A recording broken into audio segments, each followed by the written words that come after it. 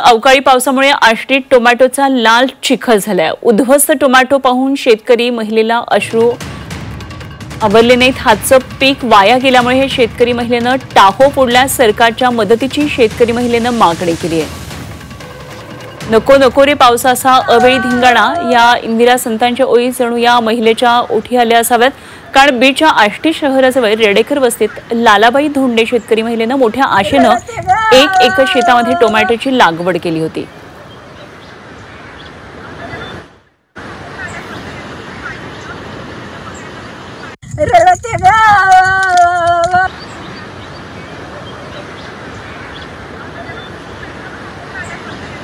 लालाबाई धोंडे या शेतकरी महिलेनं मोठ्या आशेनं 1 एकर शेतात टोमॅटोची लागवड केली होती आणि भर उन्हाळ्यामध्ये ठिबकवर पाणी देऊन ही बाग टोमॅटोची फुलवली होती आणि आता हातातोंडाशी आलेलं हे फळ विकून 2 रुपये येतील अशी त्यांना आशा होती।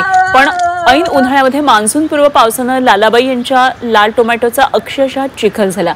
टोमॅटोतून 1ही रुपया आता हाती येणार नाही असं कळताच शेतकरी महिलेनं टाहो फोडला।